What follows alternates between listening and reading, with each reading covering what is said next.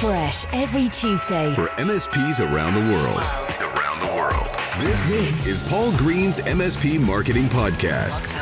Hello and welcome to our special episode. Now, have you ever wondered whether or not trade shows are a good way for you to grow your MSP?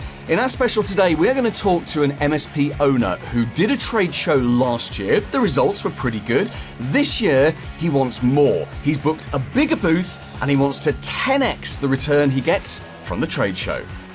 Paul Green's MSP Marketing Podcast. Special. Hi, my name is Lyle Kirshenbaum. I'm owner of Wired for the Future. We are a Toronto-based MSP in Canada. We are 15 people deep, 2 different locations, and we service about 3,000 endpoints on a monthly basis. It's great having you on the show, Lyle, if only for your amazing Lego collection. Now, most of our audience are listening to this on an audio-only platform, so can't see your background. But if you do want to see, just nip onto YouTube, go to youtube.com/MSP Marketing, and you'll see that Lyle has basically invested in some of the greatest creations that Lego has ever made. And let's be honest, Lego is making some good stuff right now, and they're all in his background. Maybe we should do a YouTube extra and actually explore your Lego and all the cool toys that you have for your staff. But anyway, that's for another day. Lyle, thanks for joining us on the show. Now, we're going to talk about events, and we're going to talk about how you can make events really profitable for your MSP, for any MSP. We've got some really clever ideas that we're going to throw around in the next 10 minutes or so. Before we do, let's add a little bit more context. So you've given us a good idea about your MSP there, where you're based and how many endpoints and clients you're looking after. How did you get into this in the first place? How long have you been doing it for? So we've been around since 2001. For a long time, I was the one guy trunk slamming kind of guy. One of our clients at the time said, "You're really good. We're going to give you a little bit extra money. We need you to hire somebody so that when you go on vacation, we have some backup." And that worked really well. They did it then again, and they said, "We're going to give you a little bit more money. Do us a favor, grab another person." And we've kept growing since then. And like I said, we're now 15 people deep. We just opened our newest office, or our only secondary office in Ottawa, just so that we can concentrate on the clients that we had already up there. And then we're going after a whole bunch more. And one of our bigger clients has a bunch of offices up there that they want us to take care of.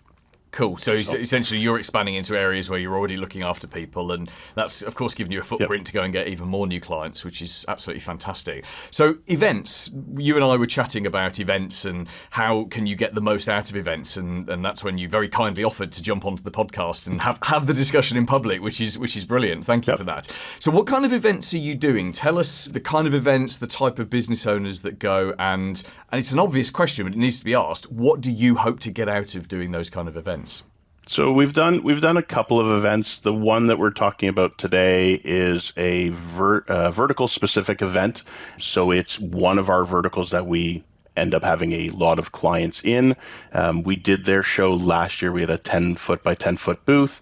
We did some pretty, interesting stuff, or some stuff that kind of goes towards our logo, our brand. So we have orange and black. So the orange card that's up there. So a lot of things are orange and black. So we ended up doing, we'll be the orange popcorn company for this one. So, the purple cow, I've, heard it mentioned on your podcast and other podcasts. So we basically gave away orange gourmet popcorn to everybody who came into the booth, and basically we had the conversation. We had about 600 bags of popcorn. They were, like 3 cups worth of popcorn each. They had, an offer on it, and we tried to do it that way. We had pens and we had flyers and stuff like that.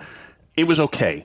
And maybe it was because the booth wasn't big enough to bring in enough people. So we've doubled down this year and are looking for maybe that little bit of help on what would be the next, how to bring more people in. Yeah, sure. And that show you did last year with your 10 foot by 10 foot booth, about 600 bags of popcorn given away. So we can assume that's probably around about 550 people, because obviously some people will have taken a second bag, your staff will have eaten some. How many leads did you generate out of that? And did it actually generate any clients? So we generated about 400-ish leads. We ended up closing on about 3 or 4 of them out of that. We had more discussions, but the ones that we ended up closing were about 3 or 4 different clients.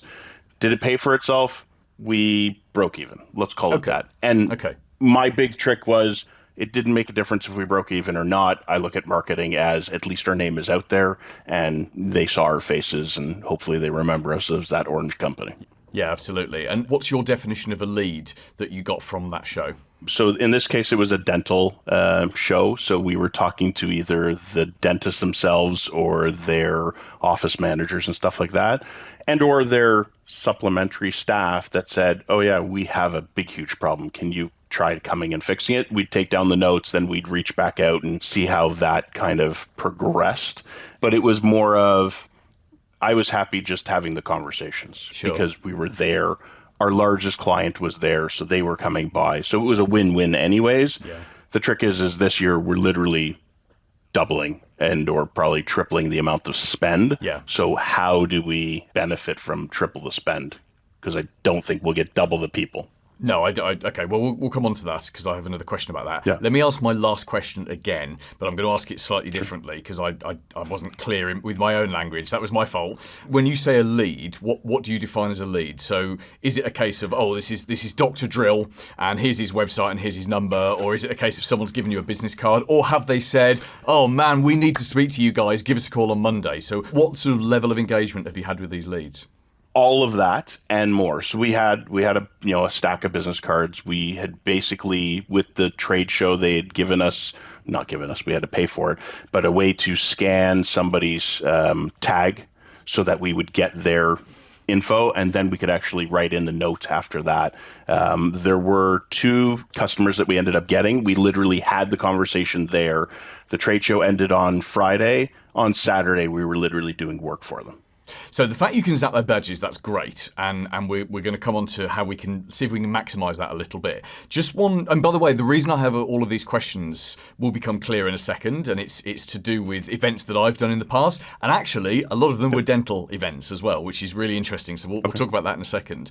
When you zap someone's badge, what level of detail do you get typically? We get everything that they had to put in to get their badge. So whether they were accredited or not accredited, their email address. Now, whether that was a real email address or somebody's throwaway email address, because we all know as IT, you always want those emails. But we got the majority of the information that we needed to continue the conversation. Okay, so this is really cool because there's a number of different areas that I think we can look at with this. And the reason I've been asking you all these questions, as I said, is because I've been there and done trade shows. So I had a business which I started in 2005, which seems like a very long time ago. I've only just clocked that's 19 years ago, which is making me feel very old. But I ran that business and it went through different iterations. It wasn't in the MSP space. It was just a general marketing business. And then over time, we discovered niching or niching, depending where you are in the world. And we moved into working with optometrists or opticians, and then veterinarians, and then dentists. Didn't like dentists, I'll be honest. I never really enjoyed dentists, so you're welcome to stick with the dentist. No problem. I grew up. My dad was a dentist, so okay. I kind of lovely. It people. Makes almost sense, right? Lovely people, dentists. They're the best people in the world. Anyway, so we had these 3 verticals, and this is. I sold that business in 2016. So from around about 2013 to 2016, we hit the trade shows like hard. That was our core marketing strategy. We went to all the big shows. So obviously I'm in the UK, you're in Canada. They're going to be very similar shows. They'll have similar exhibitors. I bet I could reel off a load of dental names and you'll be like, yep, they're here. They own the software here. They have the X-ray machines here or whatsoever. It's all been globalized, all of this kind of stuff. But these, even though the people are different, the way they buy is slightly different from country to country. People are people, right? And they respond to the same kind of cues. So what we did, and we did around about 15 to 20 shows over a period of time. We got really good, like seriously good at hoovering up as many leads and as many prospects as we could. And I'm going to explain in a second what I see as the difference between the leads and the prospects. Let me just first of all ask you one more question, Lyle. You said you got around about 400 leads. How many people attended the show, do you think? So what was stated by the producer of the show versus what actually walked through the door, two separate things. We were told there were about 14,000 people coming through the door. About 8,000 of those would be dentists. I think maybe the amount of people that came through the trade show area was probably about 2,000 to 3,000. So a lot less. Okay. Oh, I see. So they had they're there for like lectures. They had professional services and stuff like that going on. Most were told to go through because they were all doing deals anyways, whether they were buying masks or, drills and stuff like that. They should have been going through. Some do, some don't. Yeah. Side note, if you get a chance to talk to the organisers, one of the very best shows that we ever went to is called the London Vet Show for veterinarians. And they got through that problem by having the lecture halls either side of the trade show. On the other side. So, and they deliberately did it so you had to walk through the trade to go and access the next lecture, which was really smart. They also had all the hospitality in the middle of the trade show as well. So if you wanted your free food and your coffee, again, you had to go through the trade thing.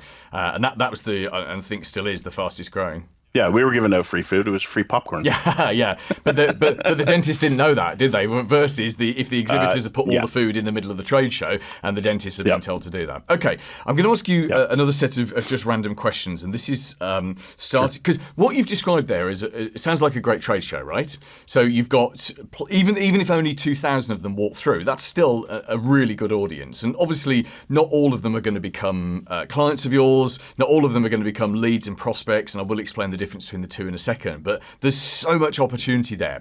And I think, and obviously what I did in my last business, and that was selling marketing to dentists.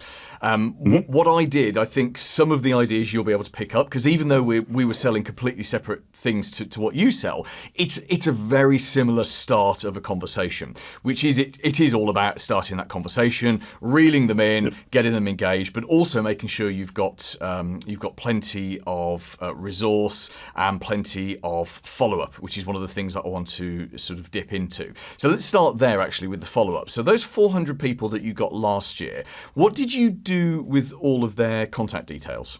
So we put it into our CRM at the time, and then we didn't email blast because I absolutely hate that. It was more of we would reach out personally saying, thank you for coming to the booth, wanted to discuss such and such and such, whatever it was from our notes. And then we kind of followed that up with a couple of phone calls. Okay. I didn't want to be the pushy salesperson because, look, at some point, you'll either come or you won't come. It's not a big deal. We all know that the buying timeline is long in MSPs, and or sometimes it's absolutely short. We literally closed the deal on a Saturday because the trade show ended on Friday. We were working on the first client on Saturday because they literally were up a creek without a paddle. But it wasn't. Did we follow up again? No. Should we? 100%. Okay. And again, it's all on that follow-up side of things. Yeah, absolutely. So actually, this is quite exciting because just even if forget the trade show you're about to do, if we look at last year's trade show, there's 397 potential clients already sat there, and most of them are still going to be active. Even if they've given you a fake email address, you can go and Google their website and find out a new email address. I do think with all of these trade show things, you've got to have a pretty good level of follow-up on there. And I know what you just said, you don't want to be that guy that emails people, but the thing is, you've got to get the right message in front of the right person at the right time. So a dentist that went to that show last year maybe woke up in November, December last year. At that point, they were tearing their hair out. They'd had enough of their IT. They didn't, they weren't happy with their existing MSP. And the problem is that you were not in front of them, and they will not have remembered you just from a 5-minute meeting and having some orange popcorn at the trade show sort of 6 months prior. So I would say the number one thing that you can start doing this today with that old data, because you own that data, right? You essentially, when you paid at that trade show and you blipped someone's badge, you acquired a piece of data. And even today, even after having done nothing with it for 10, 11 months, it doesn't matter. You can start doing that today, and you can start emailing them. I know you send out, or I don't know if you send out regular emails, but it's fairly easy for you to get hold of. I send out a couple of things once a month. Okay. Okay, cool. So I think emailing them on a regular basis and sending out edutainment emails, so emails that are a mix of education and entertainment. The beautiful thing you've got, Lyle, is that you are talking to a very specific niche. You're talking to a vertical. And when you're talking to a vertical, you can make the content seem more relevant to them. So let's as an example, and I can give you a dentist one because obviously I know dentists a little bit, not as well as you do, but dentists typically, I don't know if this is the same in Canada, but here in the UK, they use a piece of software to run their business called a practice, a practice management system. Practice management software. Practice management software, yeah. So it's exactly the same. And let me guess that the number one piece of software in Canada is run by Henry Schein, which is a dental company. It is. Dentrix. Okay. Dentrix, there we go. So here it's called Software of Excellence. They just bought software all over the world so that they could dominate the entire planet for dentistry software, which is a smart strategy. So it's not excellent. Shh, we can't say that on a public podcast. You can't say that. Yeah, I know. Sorry. But even there's an example. So if you sent out an email that was about software and speed of software, you can just drop in the phrase practice management software, right? Because you don't even need to mention Dentrix or any of the hundreds of other software packages they choose. But just you saying practice management software makes you a dental insider. Now, because from the dentist point of view, that's a phrase that they use all the time. It's the same as me saying PSA or RMM, right? I don't even need to spell it out. In fact, it's better if I just use the acronyms because that's what MSPs use. They use those acronyms. And so you, as someone being in that market who's not actually a dentist, you've kind of just got to pick up the lingo. And there's only actually 4 or 5 things to use. You know, how do the dentists, I always got this wrong with dentists, but veterinarians, for example, here in the UK, they called their business the practice. Whereas I think dentists called it the clinic. And it was same thing. Same thing. Yeah, okay, same, almost the same. You can go either way. It flip-flops depending on the dentist. Yeah, that makes sense. And actually, again, dentists here in the UK, they talk about chair time. I don't know if dentists in Canada, it's the same thing. And they for them, it's all about chair time, putting bits of metal into people so they can make money. And anything else that they're not doing that, they're not making money. So I think that follow-up, whatever your level you're comfortable with, you've got to do more follow-up. And you cannot, you said earlier, you don't want to be that pushy salesman. You could not be a pushy salesman if you tried, right? If it was down to me, if I was running your MSP, I'd be emailing them twice a week, all of them. They can unsubscribe, that's fine, but then I'll still send them stuff in the post. We'll phone them every 6 months because I know that people buy when they're ready to buy. You've got to get the right message in front of the right person at the right time. So, you know, if you think you're being too aggressive, you're probably getting it right. Someone like me, if I'm being too aggressive, I need to dial it back a bit, right? But I'm a marketer. That's what I do. I don't think you could be too aggressive if you tried. So the job number one then is to start emailing or start communicating more regularly with last year's people. The cool thing is then this year's people, you've got a system just to dump more people into. I would say that one of your goals, and I know you've got, or I think you mentioned you have 2 or 3 verticals, but one of your goals should be to create your own database of every single dental business in Canada that you could do business with. So within your areas of Toronto and Ottawa and any other area you want. And actually, because this is another one of the beauties of being in a specific vertical, is there's not that many of them, right? There's probably, I don't know, 2,000, 3,000, something like that. Keep going. Oh, so wow. Okay. You guys have Starbucks. We have Tim Hortons. Yeah. And as they say in Canada, and people who are listening in Canada will joke at this, there's usually a Tim Hortons on at least 1 or 3 or 4 corners. There are probably 5 or 6 dentists on all of those corners as well. There are more dentists than there are coffee shops in Canada. That's a fact I didn't know. You learn something new every day, don't you? Sorry, I kind of screwed. All right, I kind of messed myself up because now everybody who's going to be in Canada can go after dental. No, I think what you're saying, Lyle, was that there are no dentists. It's a terrible sector. They're awful people to work with. Yeah, horrible. Terrible, one or two, and they're all horrible to deal with. But the reality is you couldn't have 10,000 clients anyway. So there's, just as is in every vertical, there's plenty of business for everyone. Yeah. But the point is you and this should be a major mission for you is we're going to build our own database of a clean database, well maintained, of every single viable dentist in our areas, and we're going to maintain that. We're going to keep in touch with them, and we're going to make sure that they know we are the dental experts. Which brings me back to the trade show. Now, let me tell you very briefly what I did with my last business, and then you can tell me which of these bits you're A, already doing, or B, you think, actually, that's quite cool.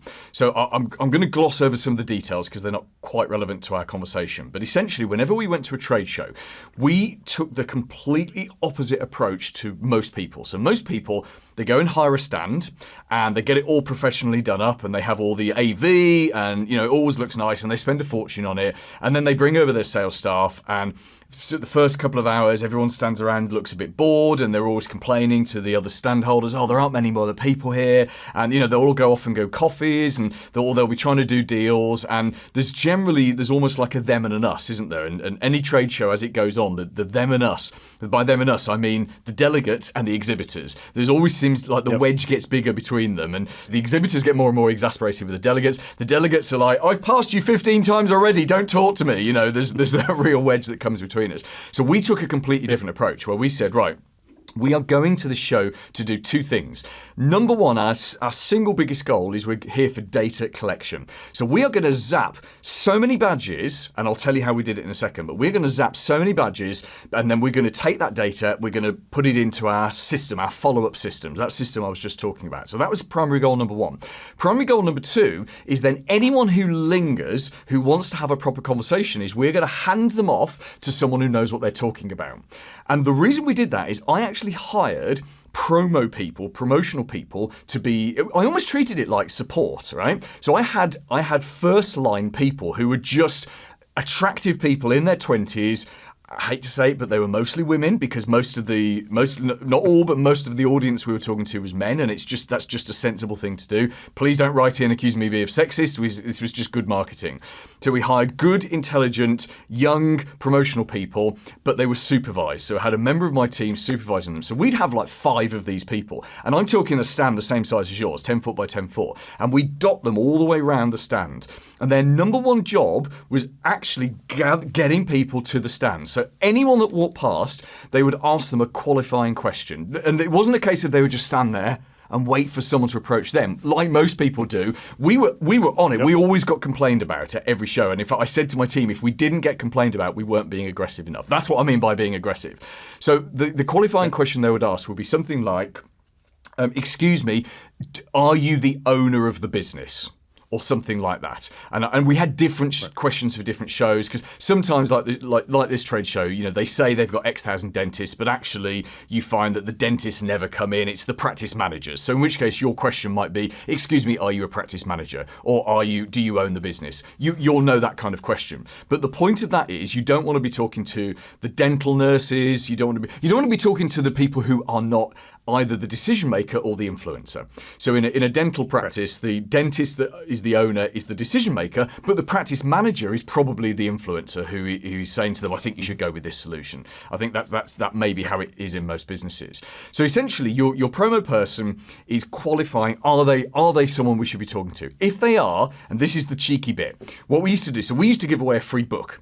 Right? And I know, Lyle, you have loads of printed material. So we didn't have them there. What we said was, we've got a free book on growing your dental business. And yours might be, hey, we've got a free book about, it'll be something technology-based around dentists. And we can talk about that in a second if we need to.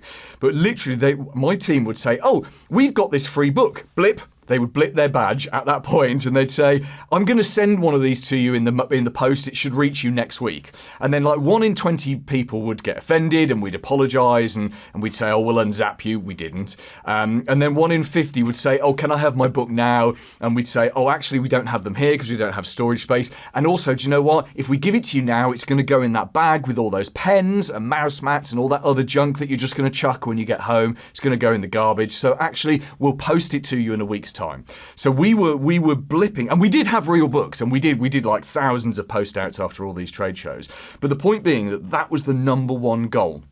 Blip, blip, blip, blip, blip. Okay. So if I went to a trade show with 14,000 people, well, let's say 2,000 people coming through, I would expect at least 1,000 from my team over a 2-day event. And if they didn't get 1,000, then Paul would be angry. That would be the official thing. And we'd have little tally ups every hour. We'd look and see. We'd log in or look on the counter, depending what system they were using, and see what are we up to. And I was actually setting targets. And of course, I made it fun. It was a case of, right, guys, if you can get another 30, you get to go on a tea break. You get to go out and have a vape or whatever you do.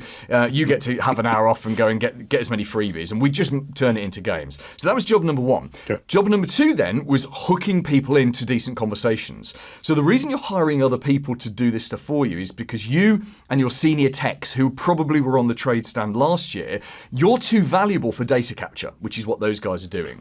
So instead, you guys are kind of hanging back a little bit, waiting to have quality conversations. And the way that you hook people into quality conversations is this. And this may require, I don't know how many weeks it is till the show, but you may need to do a little bit of adjusting to your visuals. What you want is a massive photo of one of your clients, like a big head of someone who looks like a dentist, and underneath it says Dr. Drill, a dentist in whichever town. And then you'd have like a speech bubble, and this is done in a non-cheesy way, but a speech bubble coming out of him, and then there's a one-line quote from him. And he would say something like, and not that we're trying to put words in your clients' mouths, but it would say something like, I wish I'd switched to Wired for the Future, which is your business name, years ago. Our technology just works now. It's amazing, right? And obviously, It's got to be real words that they say. But if you could ring up one of your dentist clients and say, "Hey, I want to put a massive photo of you on the side of my stand. I want to turn you into a star. Are you cool with that?" And dentists have egos, so one of them somewhere will say yes. And then you say, "Hey, I'd like to say a quote like this. Would you be cool with something like that?" And again, some dentists will be absolutely fine with that. Now, the reason that's there is, let's think this through from the visitor's point of view. They're walking along, they've been stopped by one of your beautiful team, they've had their badge blipped, they look up and there's a massive photo of a dentist, and it says Mr. So-and-so the dentist here, and then they can take in that quote in a quarter of a second of, I wish I'd switched years ago, my technology just works. And that little thing at the back of their head says, yeah, my technology doesn't work. And so what they do is they say to your first line person, they kind of go, so what do you guys do? And that's the cue for you. And that's literally where you're looking for that, and you come in and you grab them and you take them off for a conversation. Social proof exactly for them. Bingo. Period, end of story. Exactly that. And if you have other verticals that you work in, and this was the thing we did so well, to the extent we would do like 3 trade shows back to back over 3 weekends, and you wouldn't know it was the same stuff. All of we always put the same size stand, and we always had the same visuals. And we had one panel which changed, and the panel that changed was we had one that was a vet, one that was a dentist, one that was an optician, and so as far as they were concerned, that was the one that was most relevant to them. So if you have other verticals, you could do exactly the same approach, which is really smart. But at its essence, that's it. There are some other details that can go in there, but all we're really trying to do, and the real gold there is actually the blipping, is actually the data collecting. The conversations that you have, I'm hoping you'd still have another 400 conversations, but I'm hoping you'd have 1,000. I said earlier I differentiate between leads and prospects. That's your differentiation. Yep. Anyone that gets blipped is a lead. A lead is anyone whose contact details you've got. A prospect is where you've actually started to have a conversation. And you're looking to have hundreds of conversations with prospects. That's where the immediate follow-up comes from. As you say, a couple of phone calls, a couple of emails. A lot of them is just people go to trade shows and they just talk and they don't really mean it, and that's fine. But you've now got a bunch of prospects and you've got even more leads, and that's what goes into your follow-up system and just gets worked and worked and worked and worked. So tell us roughly what you're doing from that and what you're not doing from that. Which of those things you think you could adopt? Yeah, so we just hired a client, and I'm going to get it wrong, and she's going to yell at me. But we hired a CSR person for our company, and it was something that we've been lacking for years and years and years. We got called to the table, so we put that person in place, and literally all she's been doing is reaching out to clients, and it was, hi, this is who I am, this is what I'm taking over, just so that there's a little bit of a buffer between Lyle and the rest of the company. And we either got, oh my God, you guys are amazing, or, hey, can you take care of this job and this job and this job? So it kind of, it worked perfectly, and she's brought in what she was, what she was hired to do. Yeah. And we're only just basically scratching the surface. We're going down that road even more. But yeah, we're going down that road. We did have some, I don't know if we had enough social proof. Let's go with that. My goal for 2024 is to get to 100 Google reviews, because we're seriously lacking on that. So says my SEO guy, and then put that social proof in place with our social media side of things. Yeah, and I think you can't have too much social proof, and at a trade show, your brand is important to you, but to everyone else, at the start of a relationship, it doesn't matter. It doesn't matter at all. So you want your existing clients to be able to find you, because they like to come in and just check in, but that's like three, isn't it? There's three people that's going to be at that show, or whatever the number is. Yep. It's not a huge number. So yeah, the social proof is the biggest thing. And in fact, if I was doing a booth from scratch today, and I remember thinking about this 10 years ago, and we didn't do it for whatever reason, probably because we were using it across multiple shows, I would have all the branding would just be social proof. It would be Google reviews, it would be Trustpilot, which is I think is just a UK one. It would be testimonials. It would be photos of people. I'd have a video on running on a TV, and so that conversation of what do you guys do would be a much easier thing to have, because immediately they can see you're used by other people like them, and that's the beauty of social proof. Is we are more influenced by people like us than by strangers, and dentists consider other dentists' opinions more important than my opinion or your opinion. So yeah, no, agreed. That was the big trick, is how do we spin that and do that so that we can get a better engagement from the people walking by or hopping into the booth. Well, I think that's going to make a big difference. I'm going to say something that you might find slightly controversial, which is once you've done this trade show, and if you can pull off some of the stuff we've just talked about there, you may have so many leads that you may not need to do next year's trade show. I mean, you may choose to, because you want to be seen in that vertical. But we did back in the day, we did our multiple trade shows, and then we stopped, because they're expensive. I think that's the one thing you and I have glossed over here. But they are, I wouldn't be surprised if you told me you'd invested tens of thousands of Canadian dollars into this, because trade shows are stupidly expensive.